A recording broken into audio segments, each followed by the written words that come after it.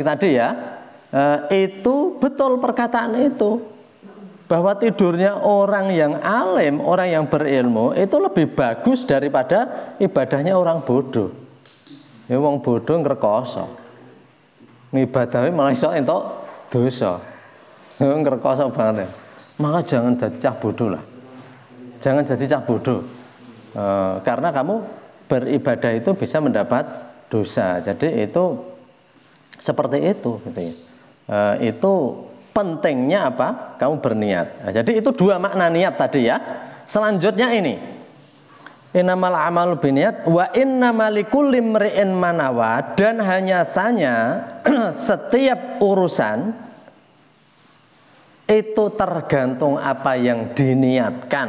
Ya, di sini dikatakan faman kanat hijratuhu ilallahi wa rasulih fa hijratuhu ilallahi wa rasulih wa man kanat hijratuhu lidunya yusibuha aw imra'atin yankihuha fa hijratuhu ila ma hajara ilaih. Jadi hanya saja setiap perbuatan akan diberi pahala sesuai niatnya. Sama halnya semua perbuatan akan diberi dosa sesuai niatnya. Saya beri contoh gini. Kalau sesuai niatnya kamu tadi sudah ada contoh ya. Tapi misalnya gini, saya itu ketemu Ilyas ini. Ilyas itu ketika itu digigit nyamuk. Digigit nyamuk, tapi dia nggak tahu di pelipis ini nih ya. Kemudian saya itu kasihan, dia langsung saya pukul ininya, nyamuknya, dek. Dia itu merasa kesakitan. Maka saya walaupun memukul Ilyas ini, kalau enggak, untung malah itu bisa pingsan bareng, orang dipukul mendadak gitu, kaget ya. Tapi saya itu dosanya berbeda dengan saya sengaja mukul Ilyas. Itu berbeda. Saya dengan sengaja mukul Ilyas tanpa ada apa-apa. Karena apa? Karena niat saya tadi mukul nyamuk yang nempel di pelipisnya Ilyas itu. Jadi niat saya itu baik. Maka kalau di dalam Islam itu hukumannya berbeda. Karena niatnya berbeda. Guru terkadang harus menjewer muridnya. Karena muridnya itu dendeng. Muridnya itu bebal. Diingatkan nggak bisa. Maka terkadang guru menjewer muridnya. Ternyata muridnya luka, tupengnya itu sobek. Itu mestinya beda hukumannya sama temannya yang sengaja menghajar sampai kupingnya sobek. Karena apa? Karena itu niatnya berbeda. Nah, ini dikatakan di zaman Nabi ada orang-orang yang niat ikut hijrah dari Makkah ke Madinah, ke Yathrib. Tapi ada yang niatnya itu karena ada wanita yang hijrah yang dia tertarik untuk dinikahi. Atau karena akan diberi harta. Dia kemudian yang dapatnya itu. Nah, itu sudah hampir sama dengan tadi ya. Tapi kemudian yang kedua ini di samping tadi makna innamal a'malu binniyat, yang kedua ini penting sekali ini, bahwa dari hadis itu pula kita tahu bahwa niat itu jauh lebih penting daripada amalnya, daripada perbuatannya. Ada yang bisa memberikan jawaban atau alasan dari apa yang saya katakan ini, bahwa niat lebih penting dari amalnya. Bahwa niat lebih penting dari amalnya. Itu gini, misalnya gini, kamu berniat, Arkan ini berniat mau ngasih makanan sama Hanif. Nah, Arkan itu kenapa berniat ngasih? Karena dia masih nyimpan makanan di atas almari. Nip, kamu saya beri makanan ya. Nah, Arkan itu balik ke almari dan ternyata makanan itu diambil kucing. Jadi dia nggak jadi ngasih makanan Hanif kan? Tetapi Arkan itu sudah dapat pahala. Jadi perbuatan memberi tadi yang nggak jadi itu sudah dapat pahala karena niatnya. Jadi niat itu lebih penting dari perbuatannya sebenarnya. Niat itu lebih penting dari perbuatannya. Maka kamu niat itu harus sungguh-sungguh. Kamu di sini itu harus niat belajar dan menjadi anak soleh. Adapun kamu kok kurang pintar seperti yang kamu cita-citakan, yaitu kamu sudah dapat niat baiknya. Niat ini penting sekali. Kenapa ini hadis ini menjadi populer? Karena hadis ini merupakan fundament, merupakan basic dari semua aktivitas kita, akan dinilai berdasarkan niatnya. Mungkin kamu tanya, gimana Pak kalau kita itu selalu niat baik tapi nggak jadi-jadi? Kalau sengaja, misalnya gini kan, lalu kalau gitu saya harus sering niat saja, nanti saya tak niat ngasih dia, nggak jadi. Allah Maha tahu bahwa kamu berniat hanya untuk main-main, nggak akan diberi. Wong Allah itu ya'lamu ma fis sudur, Maha mengetahui apa yang ada dalam dadamu itu, di hatimu. Jadi penting ya itu ya. Jadi kamu niat baik. Saya misalnya niat ke sini ya, saya terkadang lupa ingin bawa makanan, bawa ke sini, ingatnya baru di sini. Dan saya tunda besok, makanan itu sudah basi. Tapi saya sudah dapat pahala karena sejak tadi sudah berniat mau membawa itu. Waduh, kok nggak terbawa? Ingat-ingat sudah pulang, mau ke sini lagi sudah, wah gimana? Akhirnya paginya sudah nggak bisa dimakan. Itu saya sudah dapat niat itu. Jadi niat itu lebih penting dari perbuatan. Makanya kalau kamu mau berbuat apa-apa, ditata dulu niatnya. Mau pergi, harus tahu kamu. Yuk kita pergi pagi-pagi kemana? Ke sana. Nah tujuannya apa dulu? Sebentar, ini mau apa kita? Harus gitu. Yuk ke sana biar ketemu anak-anak putri yang jalan-jalan pagi. Oh nggak boleh kalau gitu, dosa itu. Di sini aja ketemu wong tua do nang alas kan. Itu kalau niatnya sudah begitu, kamu jangan teruskan karena itu kamu akan mengoleksi dosa. Mengoleksi dosa. Saya berkali-kali mengatakan besok saja kalau kamu sudah waktunya itu ya menikah saja gitu ya. Jadi kembali ke tadi ya. Jadi itu bahwa niat itu lebih penting daripada amal.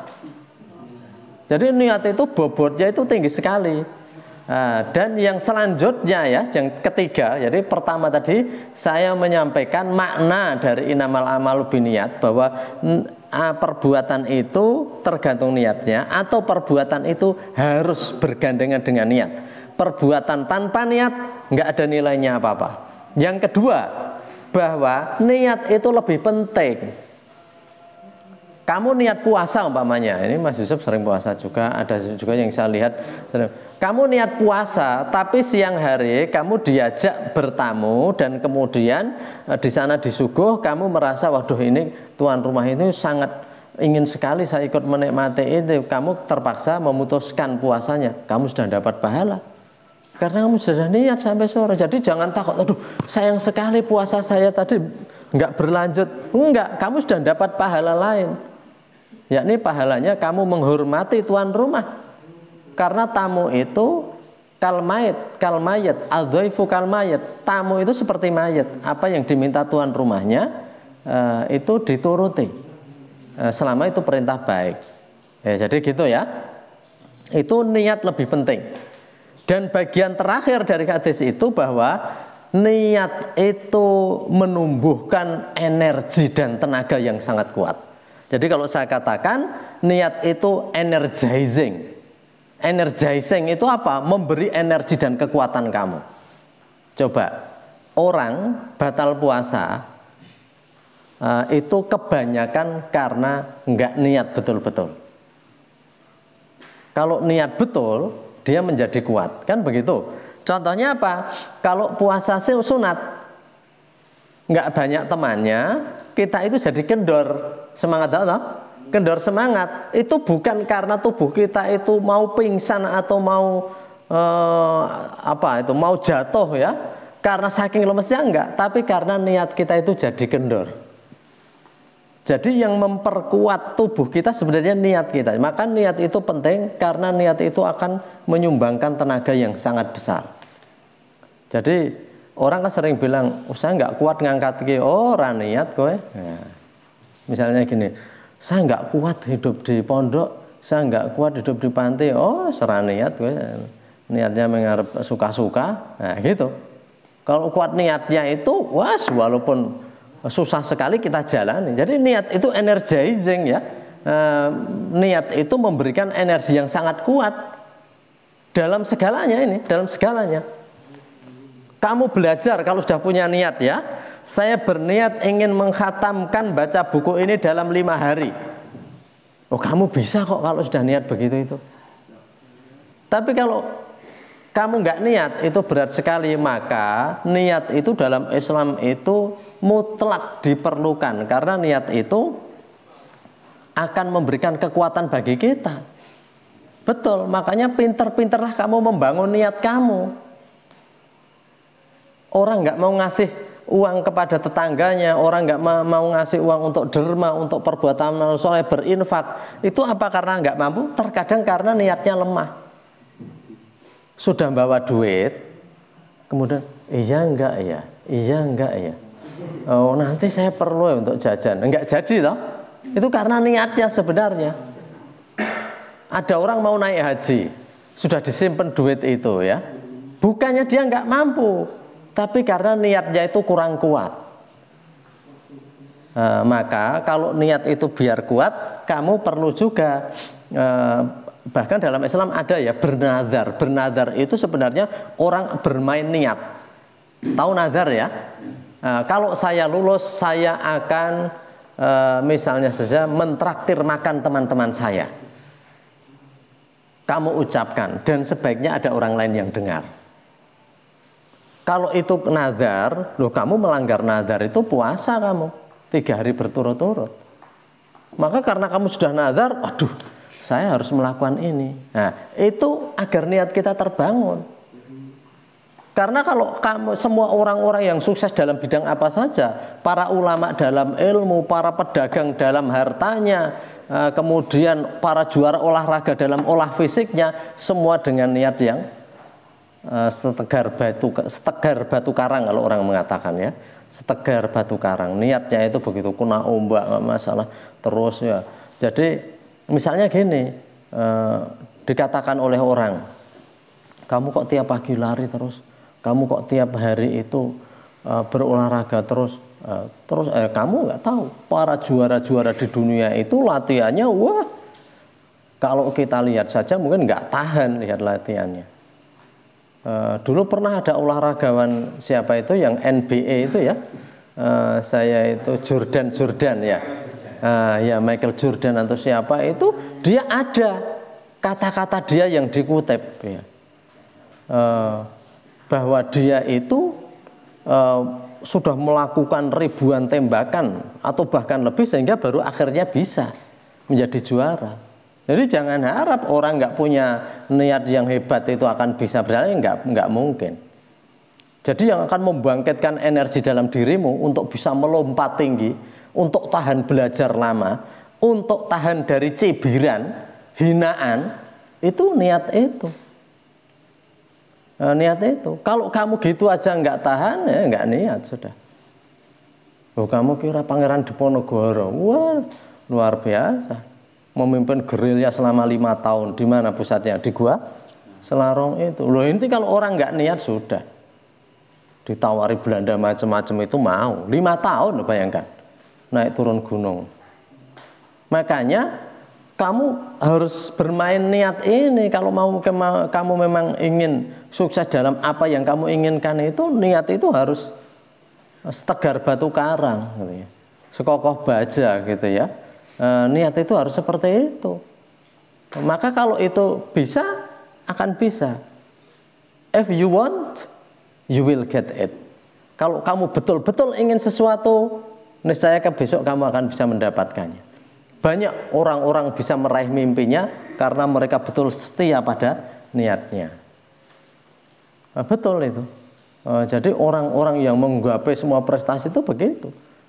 Para ulama-ulama besar itu, saya pernah nyeritakan kan di lain waktu, bagaimana Imam Syafi'i itu membaca bukunya Imam Malik yang berjudul Al-Muwatta itu sangat terpesona dan membayangkan, menghayalkan ingin menemui gurunya itu dan belajar dari penulisnya itu menjadi gurunya.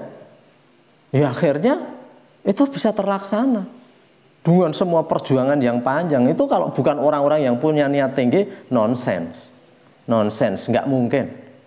Jadi ini tergantung kalian.